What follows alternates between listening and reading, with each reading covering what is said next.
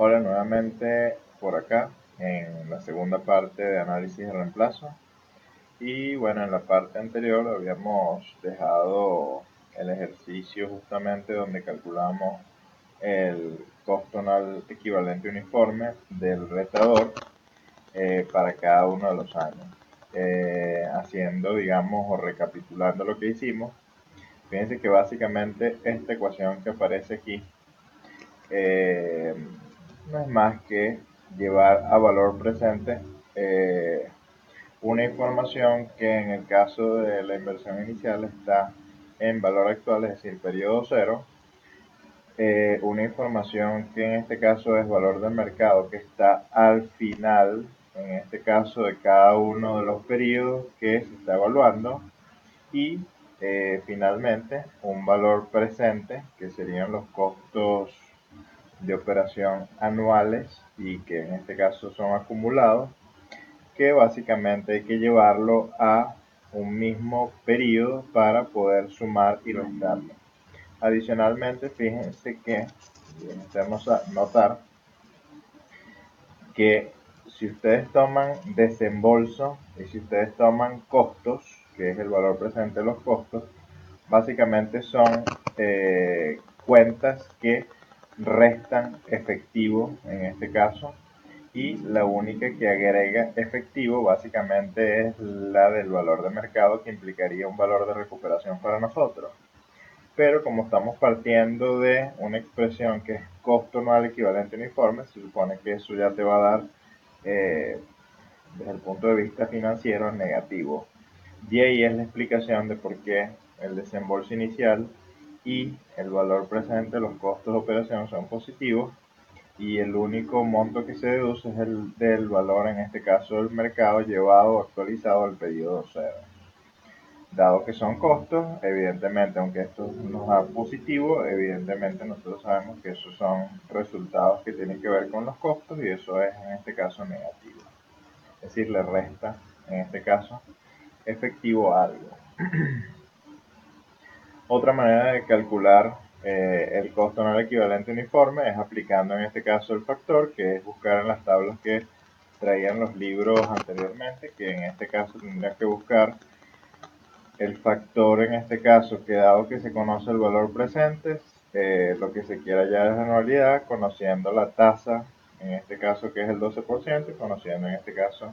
el periodo de tiempo para un año, 2 años, 3 años, 4 años, 5 años y 6 años.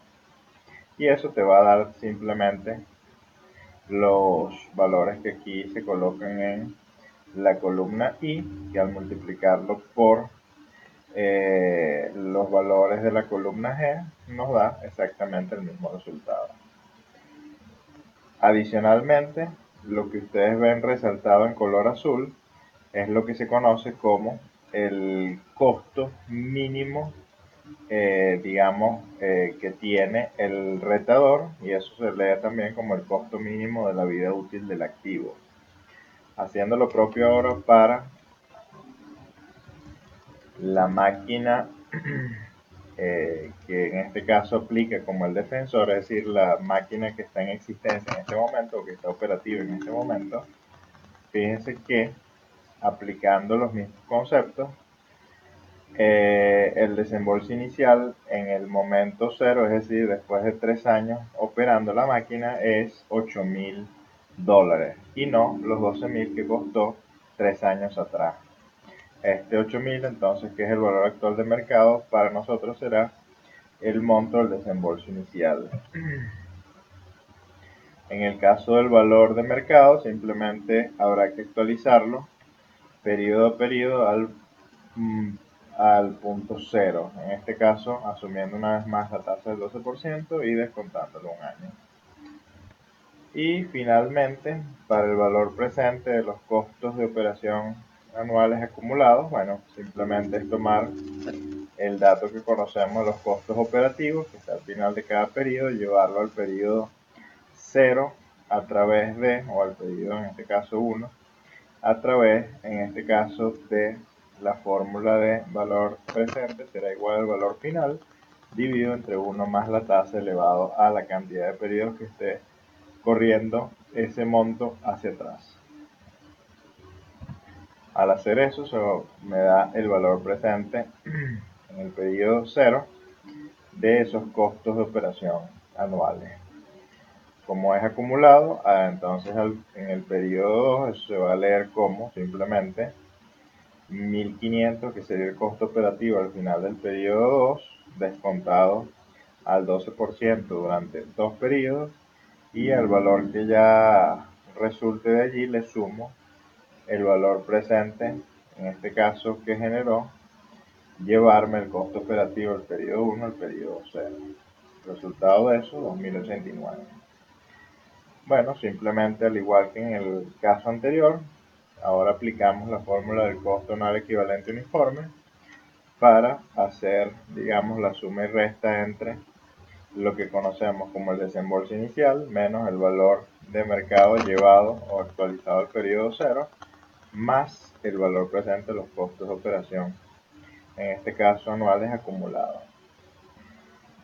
Eso, luego de conocido, básicamente lo que hacemos ahora es calcular cuál es el costo anual equivalente uniforme para cada uno de los periodos, que no es más que anualizar los montos que tenemos en la columna G. Entonces, allí básicamente lo que hacemos es, dado que conocemos la tasa que es el 12%, dado que conocemos en este caso el número de periodos, en este caso que lo pensamos anualizar, que en el primer caso es 1, y dado que es conocido el valor de la diferencia entre el desembolso inicial menos el valor de mercado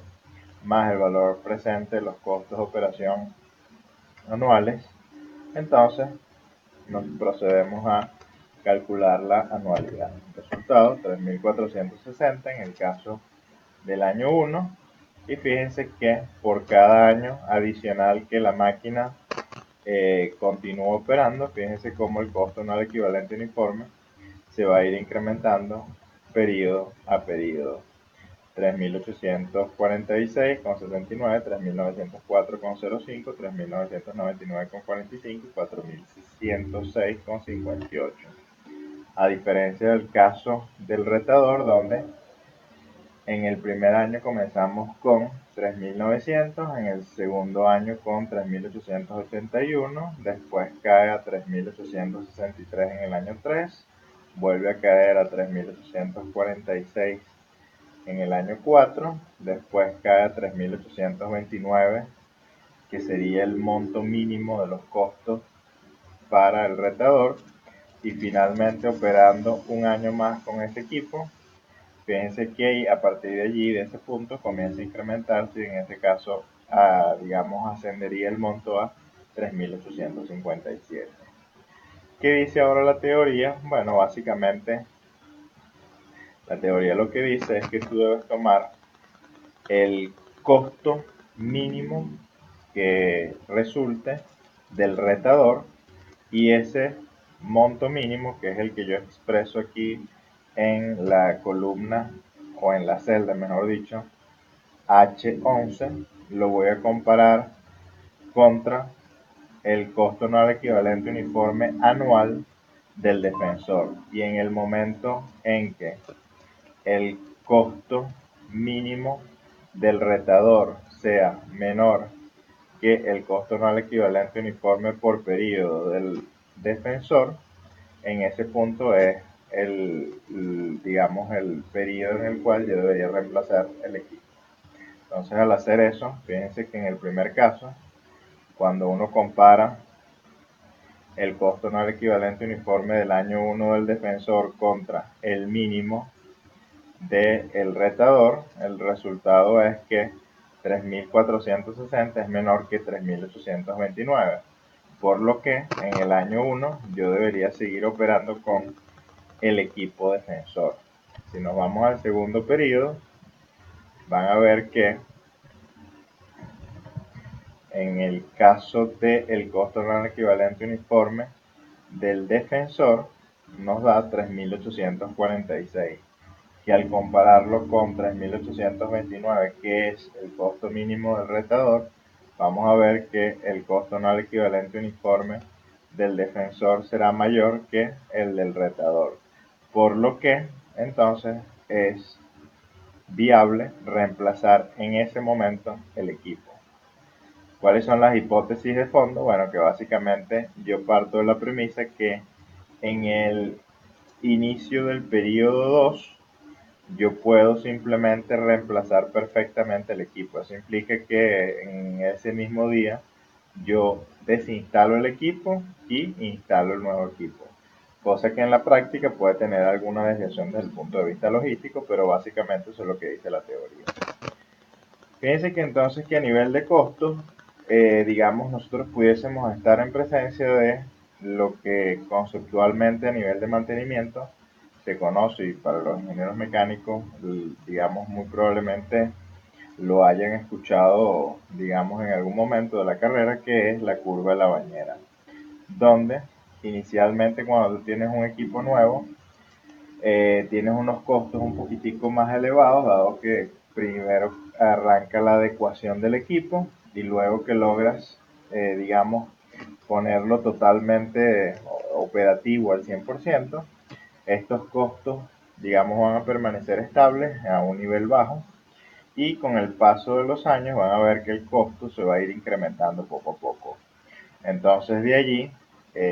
digamos, la representación de la gráfica que ustedes ven acá, que los costos durante los primeros periodos, donde el primer periodo es un poquitico más alto, poco a poco comienzan a ir disminuyendo hasta alcanzar, digamos, lo que yo coloco allí en la gráfica como el CMBU, que no es más que el costo mínimo de la vida útil del activo, tal cual como lo coloqué en el 3829 en la celda H11. Y a partir de ese punto, poco a poco comienza a incrementarse. La conclusión del ejercicio entonces es que es mejor, o digamos es ideal, reemplazar el defensor justamente en el inicio del periodo 2. Eso entonces implica que bajo la hipótesis, tal cual como lo dije anteriormente, tú pudieses, en este caso, eh, comprar el equipo, que lo trasladen ese mismo día y que básicamente a partir de ese mismo día, una vez instalado, ya pueda comenzar a operar, cosa que en la práctica no es del todo cierto, pero desde el punto de vista financiero ese es el razonamiento que hay. Espero que esta presentación y esta segunda parte de análisis de reemplazo haya sido de su agrado, y estoy a la orden para cualquier inquietud que se pueda presentar sobre este capítulo. Les recomiendo adicionalmente que chequen el capítulo del libro, o bien de Blank y Tarkin, o bien en este caso de cualquier otro libro de ingeniería económica donde maneje todo lo que corresponde a análisis de reemplazo. Gracias por su atención. Chao.